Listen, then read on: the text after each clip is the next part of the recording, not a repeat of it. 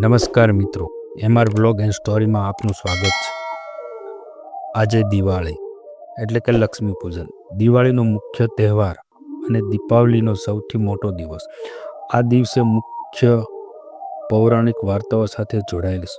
શ્રી રામ અયોધ્યા પાછા ફરવું. સૌથી પ્રચલિત માન્યતા અનુસાર આ દિવસે ભગવાન શ્રી રામ 14 વર્ષના વનવાસ પછી લંકાના રાજા રાવણ પર વિજય મેળવીને અને વિભીષણને લંકા સોંપીને માતા સીતાબાઈ, ભાઈ લક્ષ્મણ સાથે અયોધ્યા પાછા ફર્યા હતા. અયોધ્યાના લોકોએ તેમના પ્રિય રાજાના આગમનની ખુશીમાં આખું રાજ્ય દીવાથી ઝળહળતું કરી દીધું હતું અને ભવ્ય ઉજવણી કરી હતી. માતા લક્ષ્મીનો પ્રાદુર્ભાવ. એવું પણ માનવામાં આવે છે કે સમુદ્ર મંથન દરમિયાન આ જ દિવસે ધન અને સમૃદ્ધિના દેવી માતા લક્ષ્મી પ્રગટ થયા હતા. તેથી આ દિવસે સંપત્તિ અને સુખના આશીર્વાદ મેળવવા માટે માતા લક્ષ્મી અને ગણેશજીની પૂજા કરવામાં આવે છે. તો આપ સૌને બધાને દિવાળીની ખૂબ ખૂબ શુભકામનાઓ.